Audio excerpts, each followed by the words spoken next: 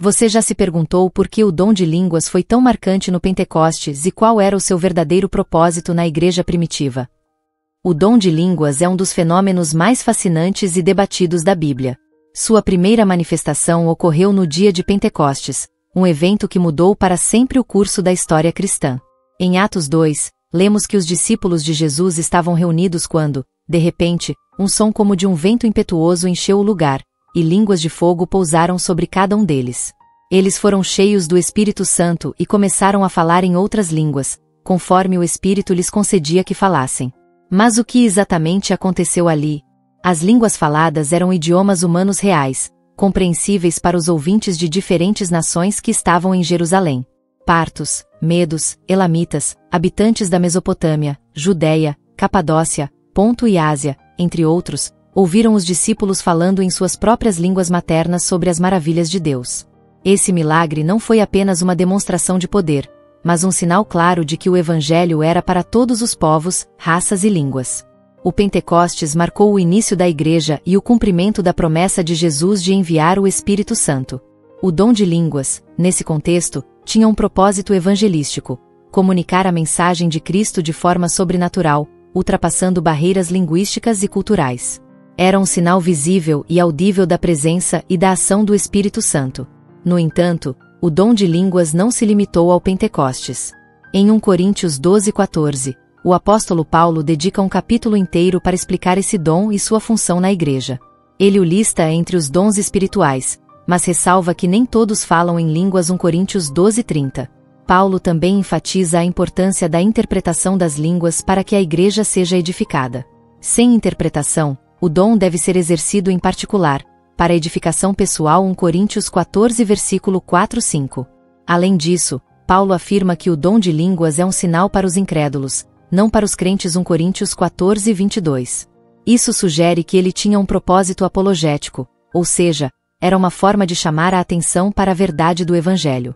No entanto, ele também alerta sobre o uso desordenado do dom, destacando que tudo deve ser feito com decência e ordem. 1 Coríntios 14:40.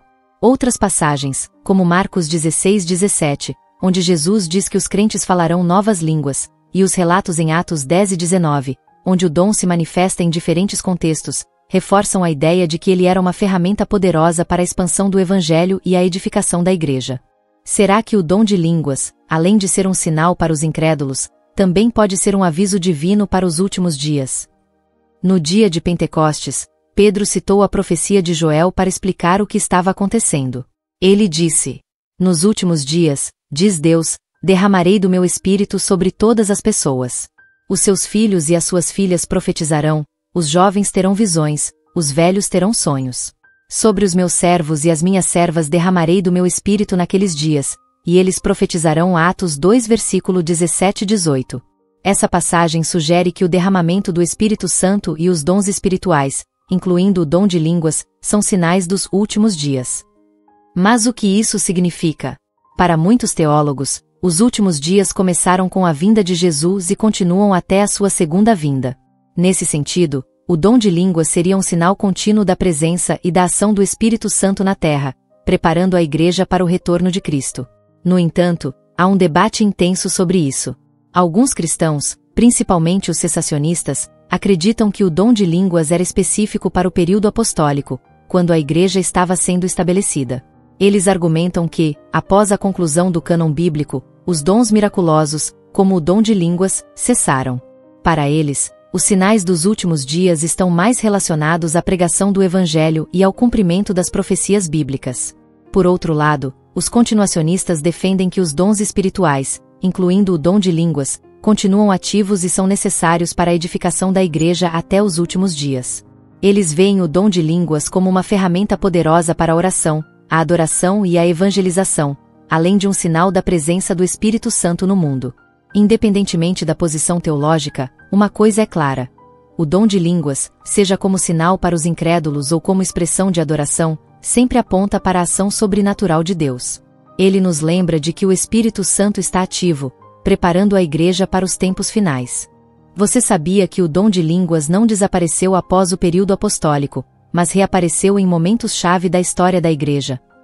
Após o Pentecostes, O dom de línguas continuou a ser mencionado nos primeiros séculos da Igreja, mas com menos destaque.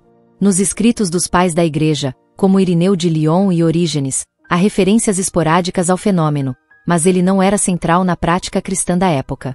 Durante a Idade Média, o dom de línguas praticamente desapareceu dos registros históricos, embora houvesse relatos isolados de experiências místicas e sobrenaturais. A Reforma Protestante, no século XVI, trouxe uma nova ênfase na autoridade da Bíblia e na ação do Espírito Santo, mas os reformadores, como Martinho Lutero e João Calvino, não destacaram o dom de línguas em seus ensinamentos. Para eles, os dons miraculosos estavam mais associados ao período apostólico, quando a Igreja estava sendo estabelecida.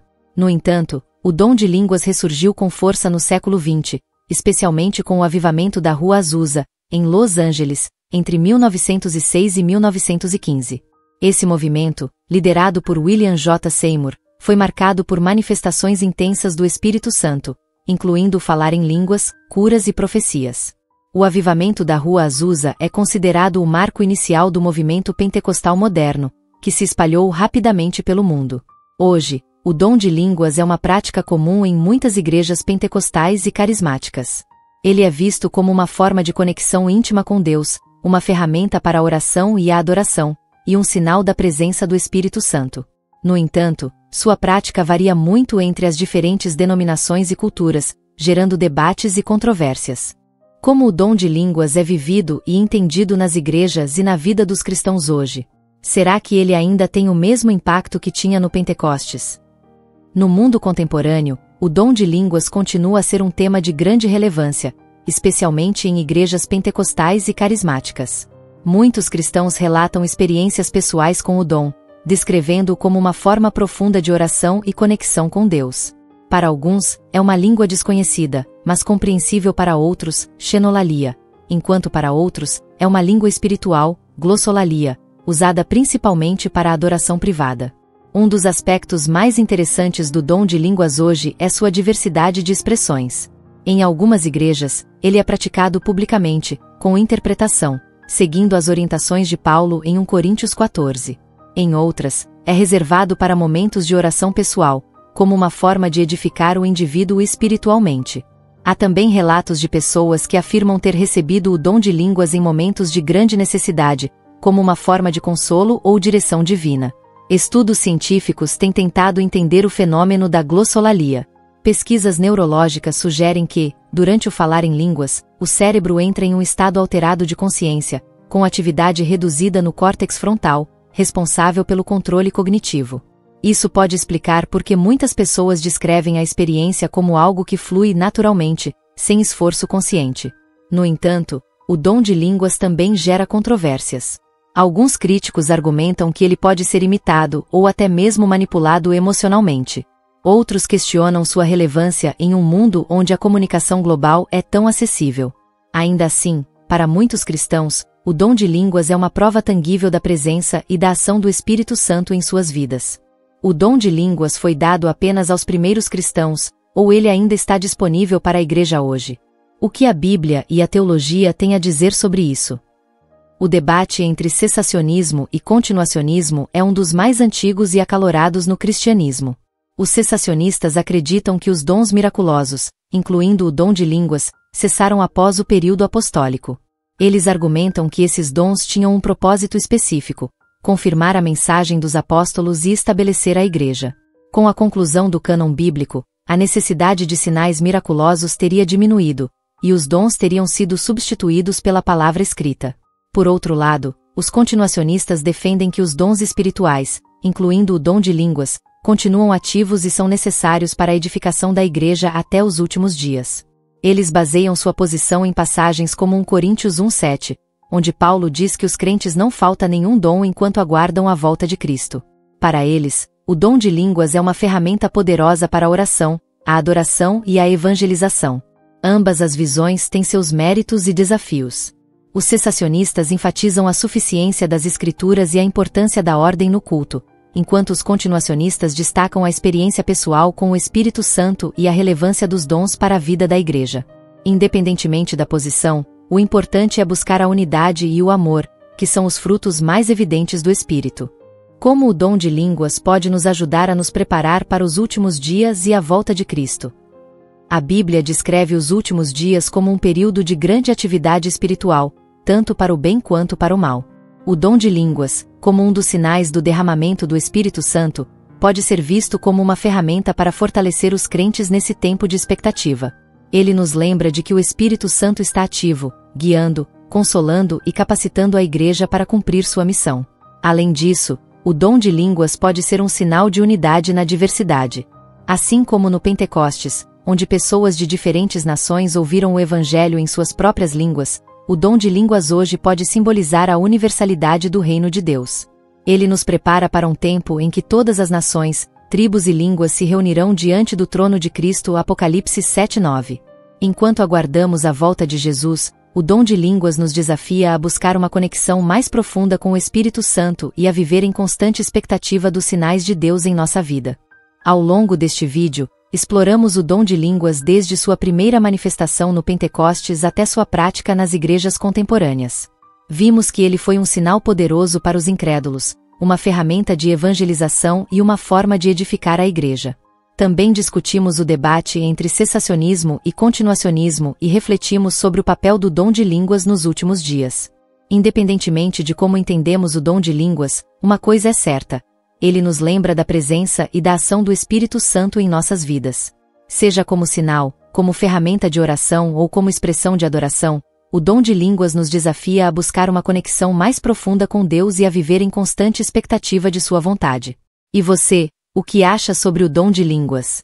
Ele ainda é relevante hoje? Compartilhe sua opinião nos comentários e vamos continuar essa conversa. Se você gostou deste vídeo, não se esqueça de curtir, se inscrever no canal e compartilhar com seus amigos. Até a próxima! E aí, curtiu entender mais sobre o dom de línguas e sua relevância nos últimos dias? Então você vai adorar o próximo vídeo que já está aqui na tela. Nele, vamos mergulhar em outro tema incrível. Clique agora no vídeo que aparece na tela e descubra mais sobre essa experiência transformadora. Ah, e se você ainda não é inscrito no canal, não perca tempo. Clique no botão de inscrever-se e ative o sininho para receber notificações de todos os nossos vídeos. Aqui, sempre trazemos conteúdos que vão edificar a sua fé e te ajudar a entender a palavra de Deus de uma maneira profunda e prática. Deixe seu like se este vídeo te abençoou. Compartilhe com alguém que precisa ver isso. Te vejo no próximo vídeo.